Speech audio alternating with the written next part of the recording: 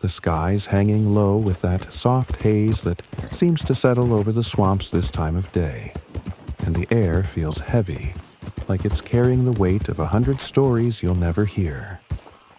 My horse shifts under me, eager to move, muscles tensing with every step, the leather of the saddle creaking gently in rhythm. The dirt path ahead is dappled with light breaking through the canopy.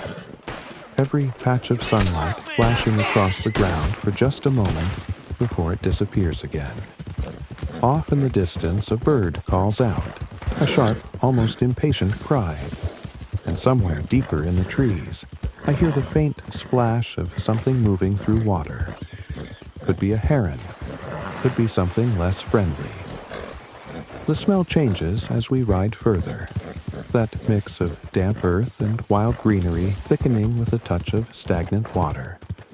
It's not unpleasant, just old, like the land's been sitting here watching generations come and go without ever bothering to change itself. My horse snorts, tossing its head at a swarm of tiny bugs that drift in the humid air. I can feel them buzzing near my face, too, the faintest tickle on my skin.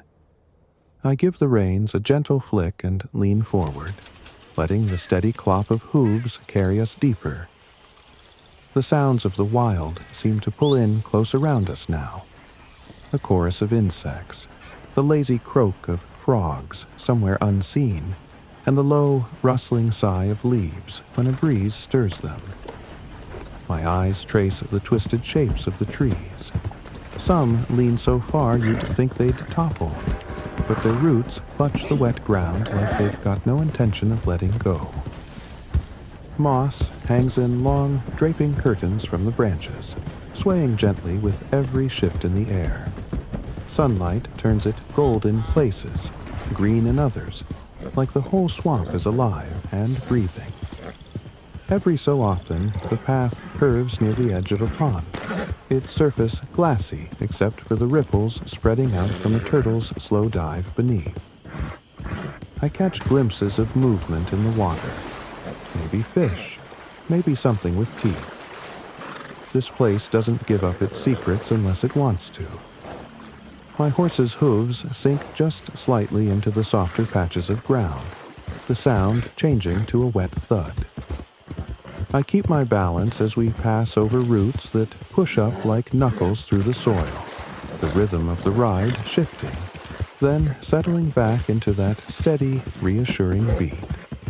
A dragonfly darts past, wings catching the light like shards of glass, and I follow it for a moment until it disappears into the green.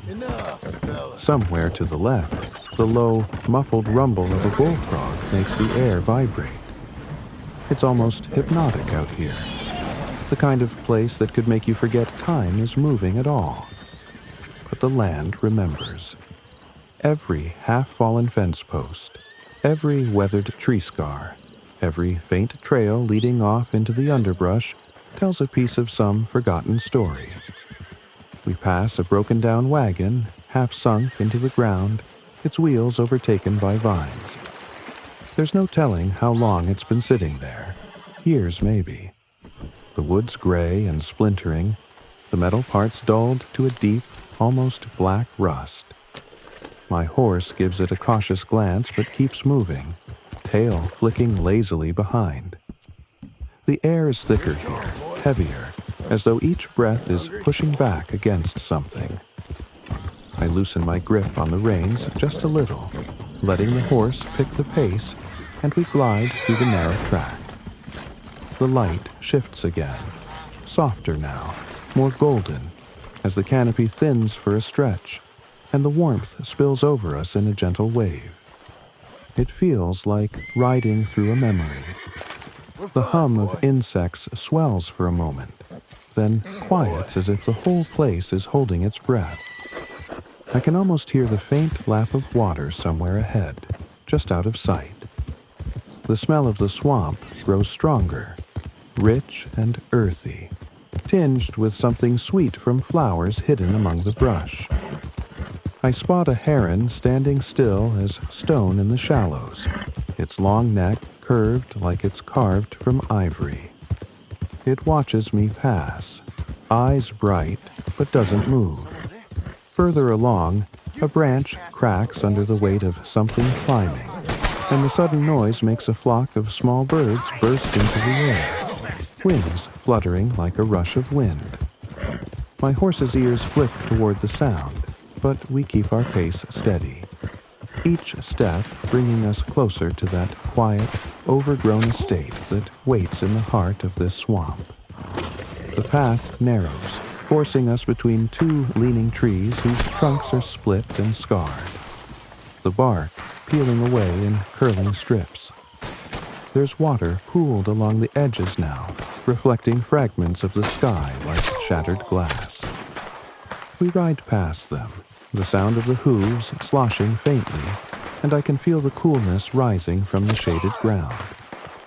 Somewhere ahead, I know the land will open up to Shady Belle, a place half swallowed by time, where walls still stand but the swamp presses in from every side. The thought pulls me forward.